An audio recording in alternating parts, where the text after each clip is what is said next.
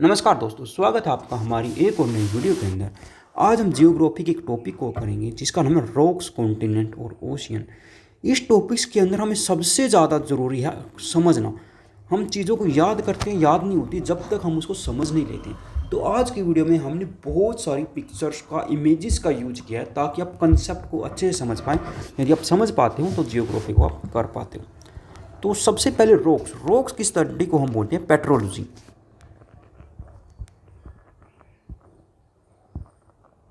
Rock की study क्या बोलते हैं? रॉक की स्टडी को बोलते हैं पेट्रोलॉजी।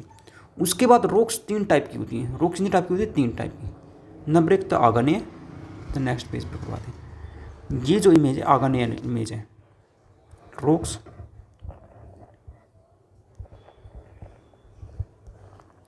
आग्नेय इमेज होती है तो IGNE।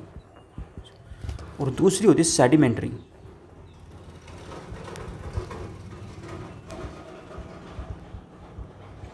और जो तीसरी रॉक्स का टाइप है उसका नाम होता है मेटामॉर्फिक।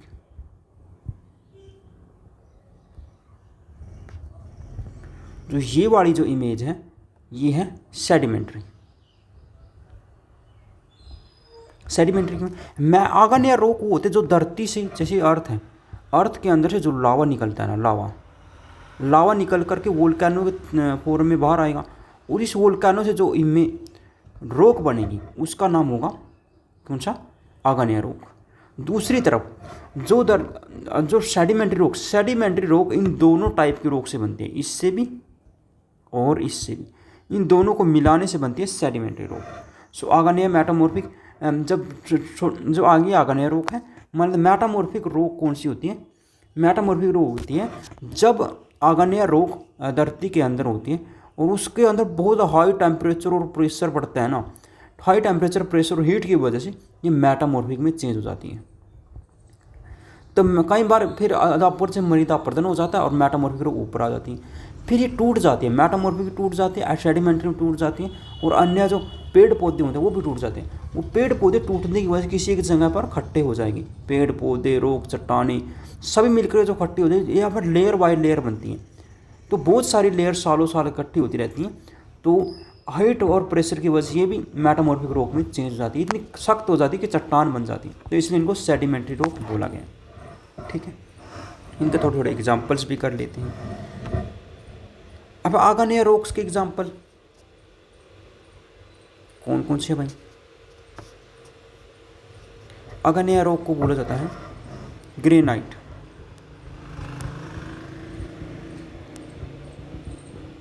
और दूसरा इसका गैब्रो। जी गैब्रो, ये क्या है? आग्नेय रॉक के एग्जाम्पल्स हैं। ठीक है। सो उसके बाद हम बात करते हैं सेडिमेंट्री रॉक। हाँ, सेडिमेंट्री रॉक को भी दो चार एग्जाम्पल करते हैं। इसका नाम है, एक तो सैंडस्टोन है, चाक है, लाइमस्टोन है, सारे हैं सैंडस्टोन। सीधा नाम से समझ आ रहा है, सैंड में भूमि से या मिट्टी से बना है। चाक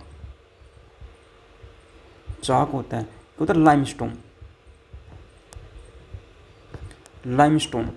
ठीक है।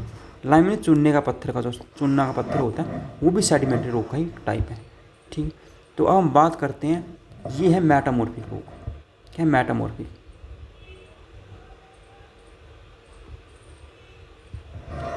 तो इनका एक साइकिल होता है।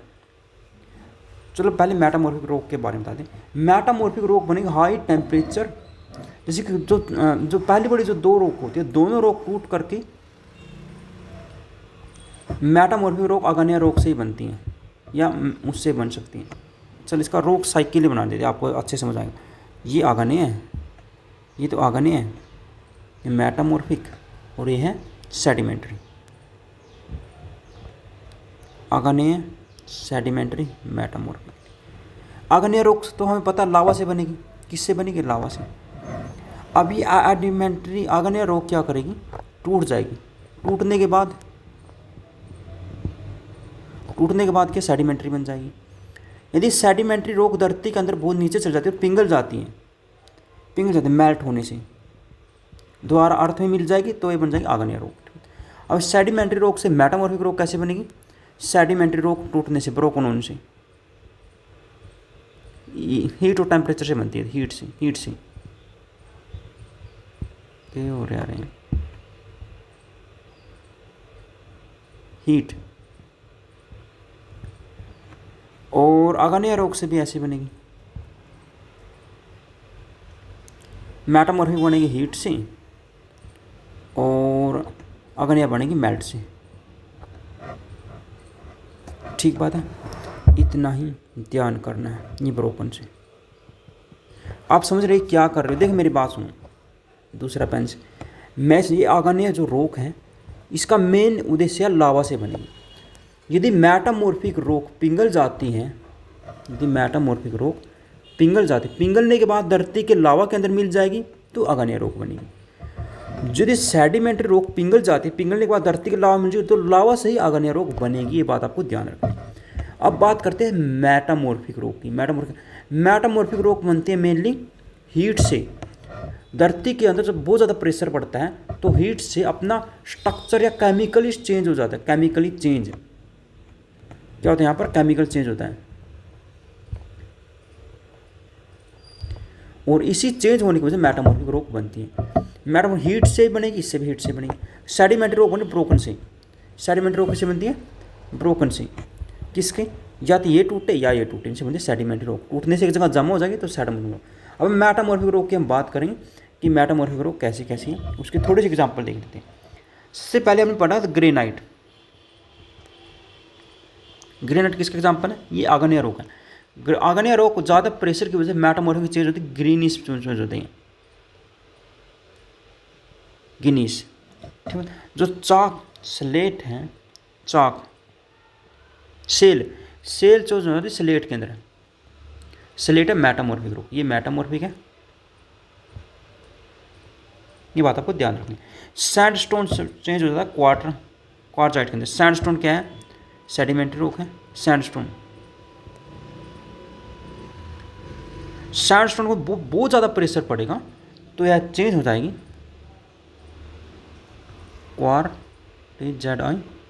क्वार्टजाइट के अंदर। लाइमस्टोन चेंज होता है मार्बल के अंदर, जैसे कि संगमरमर का पत्थर को मार्बल बोला था, लाइमस्टोन। किसके अंदर? मार्बल के अंदर। जो ताजमहल हमारा किससे बना? मार्बल से बना, संगमरमर का पत्थर है। वह लाइमस्टोन से ही संगमरमर का पत्थर यानी मार्बल बनता है, मेटामॉर्फिक रोग में चेंज हो जाता है। ठीक बात है। ये हमारा हो गया ऊपर रोग साइकिल, इसका नाम है रोग साइकिल। और ये मेटामॉर्फिक कुछ एग्जाम्पल है। क्ले चेंज हो जाती है स्लेट के अंदर।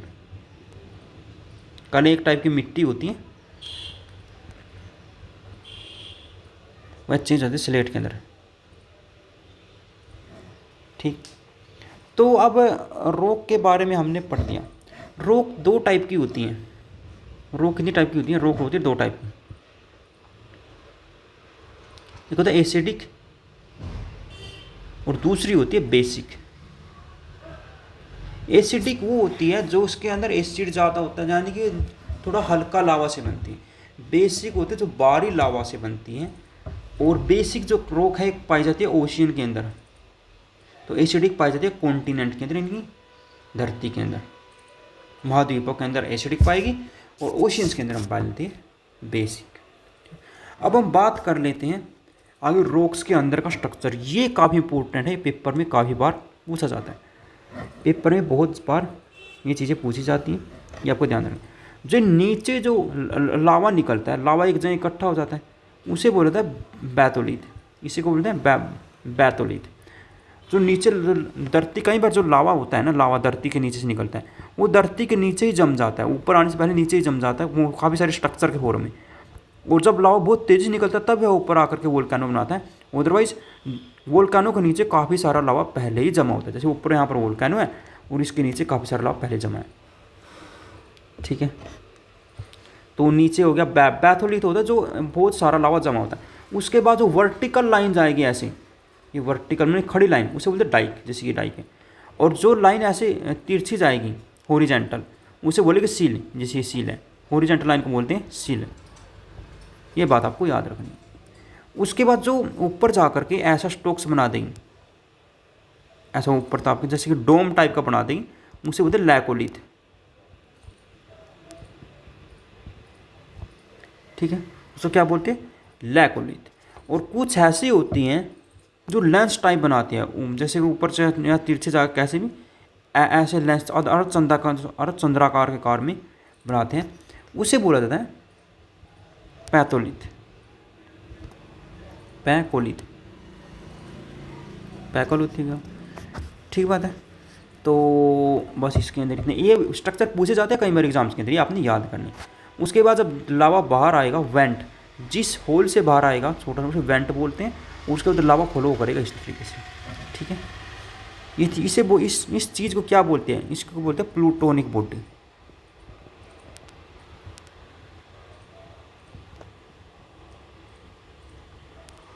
या वोल्केनिक इंटरनल स्ट्रक्चर ही बोल सकते हैं, वोल्केनो का अंदर का क्या स्ट्रक्चर है। अब बोलते हैं वोल्केनो के बारे में बात चली रही है तो वोल्केनो के टाइप भी कर लेते हैं। वोल्केनो के 5 टाइप होते हैं मेनली। एक होता है सिल्ड। सिल्ड के अंदर क्या होगा, लार्ज बोर्ड स्लोप फ्लूड, मतलब लार्ज बहुत बड़े स्लोप से फॉलो करेगा। शील्ड वोल्केनो की ऊंचाई ज़्यादा नहीं होती, क्योंकि यहाँ पर लावा क्या, लावा हल्का होता है तो जल्दी से या नीचे आ जाता है। ठीक है, जबकि दूसरी तरफ होता है कंपोजिट वोल्केनो। कंपोजिट वोल्केनो के अंदर क्या होता है, विस्कस होता है। क्या होता है, डाटा, यहाँ पर लावा विस्कस होता है, यानी कि लावा गाढ़ा होता है। गाढ़ा लावा होने के कारण जो कंपोजिट वोल्केनो है, ये शील्ड, ये नाम है शील्ड, कंपोजिट, लावा डोम और सिंडर, ये 4 टाइप के 5 में आपको बता दूंगा। विस्कस लावा है, विस्कस लावा काफ़ी मैंने धीरे धीरे फॉलो करके इसकी ऊंचाई थोड़ी ज़्यादा होगी। और उसके बाद एक होता है सिंडर। सिंडर से लावा डोम,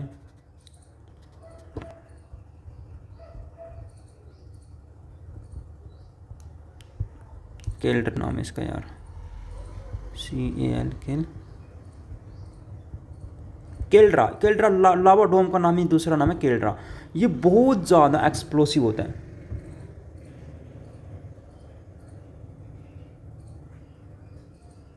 एक्सप्लोसिव, जब ये फटता है तो पूरा ऊपर से टूट जाता है। जैसे कि ये वोल्केनो है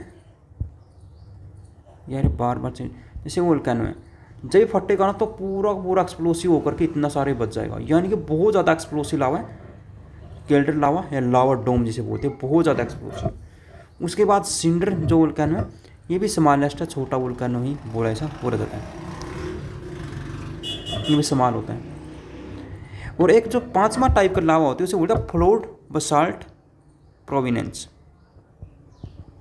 फ्लड मतलब बाढ़, बसाल्ट, बसाल्ट या बेसिक है, प्रोविनेंस। ये ज़्यादातर कहाँ पर होता है, ये ज़्यादातर होता है ओशियंस के अंदर। फोल्ड बसाल्ट जो प्रोविनेंस है ये ओशियंस के अंदर होता है। ठीक बात है। इसके कारण क्या होता है, जैसे कि इंडिया है, तो इंडिया जैसे कि इसको यार रिमूव कर देते हैं। जो इंडिया है, इंडिया का जो साउथर्न वाला जो पोर्शंस है, इंडिया का जो साउथर्न वाला पोर्शन है, ये वाला पोर्शन फोल्ड बसाल्ट प्रोविनेंस से ही बना है। ठीक बात है। पहले जो अफ्रीका कंट्री था, अफ्रीका कंट्री के पास यहाँ पर एक पॉइंट है, हमारा इंडिया गोंडवाना लैंड से टूट करके आया है। मैं आपको अभी नेक्स्ट वीडियो इसी वीडियो के अंदर बात करेंगे गोंडवाना लैंड के बारे में। इंडिया गोंडवाना लैंड से टूट करके आया। जब इंडिया यहाँ से आया, इंडिया ऐसे गुजर रहा था, तो इंडिया इस पॉइंट से होकर गुजरा। इस पॉइंट से गुजरने की वजह से सारा लावा धरती के ऊपर, जैसे बाढ़ आते हैं ना, लावा की बाढ़ आ गई। वो पॉइंट से आज भी लावा निकल रहा है, लेकिन इंडिया थोड़ा आगे चलता गया। इस प्रकार इंडिया लावा बन गया। इंडिया जो साउथ वाला पोर्शन है लावा बन गया, वो आकर के यूरोप से टकरा जाता है इंडिया, बाद में यहाँ पर हिमालय बन जाता है, और साउथ वाला जो पोर्शन है सारा का सारा फोल्ड बसाल्ट प्रोविनेंस से ही निकला है। ये बात आपको याद रखनी है। याद कुछ नहीं, आपको बस समझाने के लिए है, और इसके अंदर एग्जाम्स के अंदर तो कुछ पूछा ऐसा नहीं जाता बिल्कुल। ठीक, तो अब हम बात करते हैं नेक्स्ट कि जो पहले क्या था। सबसे पहले जब दुनिया बनी, सिर्फ एक ही कॉन्टिनेंट था जिसका नाम था पेंगिया, और एक ही यहाँ पर पानी था जिसका नाम था पेंथाला। पेंगिया, ये क्या था, कॉन्टिनेंट था, और वाटर बॉडी जो थी उसका नाम था पेंथाला।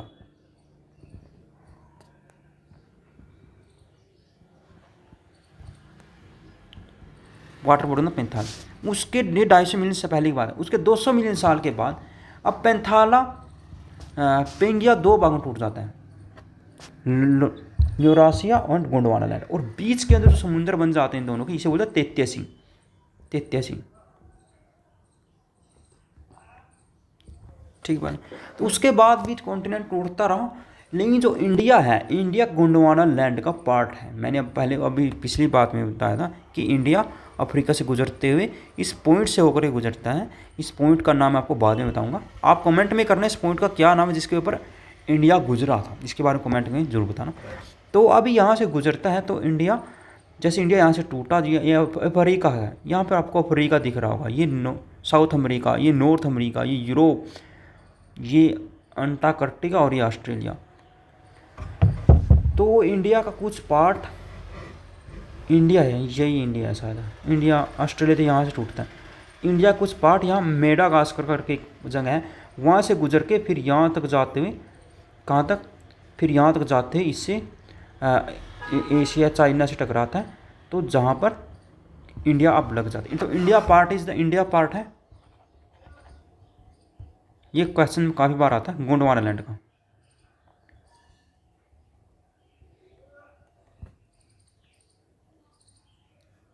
इंडिया गोंडवाना लैंड का ही पार्ट है, ठीक बात है। अब हम आगे बढ़ते हैं। आगे हम बात करते हैं रिलीफ फीचर की। समुद्र के अंदर कौन कौन से फीचर पाए जाते हैं, ये ओशियंस की बात है। जब ओशियंस होता है, ओशियंस के बाद हम निकलना शुरू करते हैं। सबसे ऊपर जो आएगा, ओशियन से निकलना शुरू करते हैं, तो उसके बाद चलो,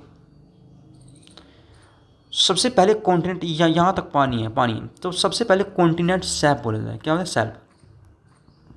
उसके बाद आएगा स्लोप, उसके बाद आएगा राइज, कॉन्टिनेंट राइज, यहाँ से राइज हो जाता है क्योंकि यहाँ से कॉन्टिनेंट बड़ा होगा। तो उसके बाद जो सीधा होगा, मैंने जी बिल्कुल प्लेन होगा, उसे बोलते हैं प्लेन, जैसे धरती का प्लेन होता है। उसके बाद कहीं ना कहीं एक ट्रेंच होती है, समुद्र का सबसे गहरा पार्ट होता है, समुद्र के अंदर भी गहराई है, उसे ट्रेंच बोलते हैं। समुद्र के अंदर ही समुद्र, ऐसा मान सकते हैं। और उसके बाद दो चीज़ें और होती है यार, हाँ, एबिसा से हिल, गोइट, कुछ ऐसी होती हैं, और फीचर और कुछ ऐसी होती हैं, इसे बोलते हैं एबिसा से हिल, एबिसल हिल।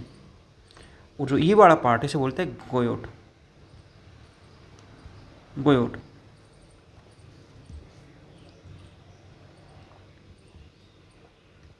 इसकी स्पेलिंग आपको समझ नहीं आ रही होगी।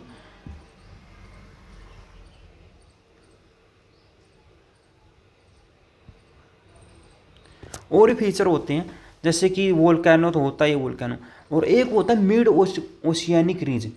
जब दो प्लेटें एक दूसरे से अपोजिट डायरेक्शन में जाएगी, मैंने आपके पहले बता चुका था प्लेट वाले सेक्शंस के अंदर, तो उनके बीच में वेकेंट स्पेस खाली होगा।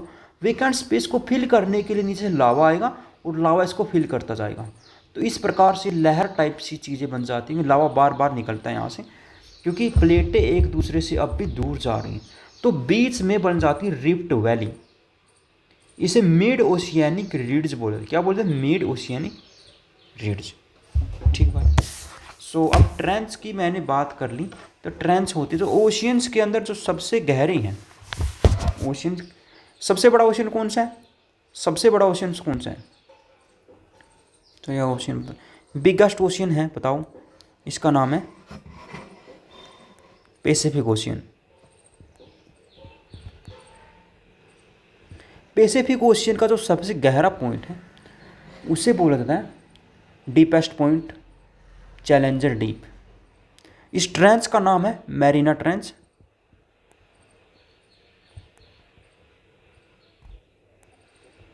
और जो पॉइंट का नाम है चैलेंजर डीप।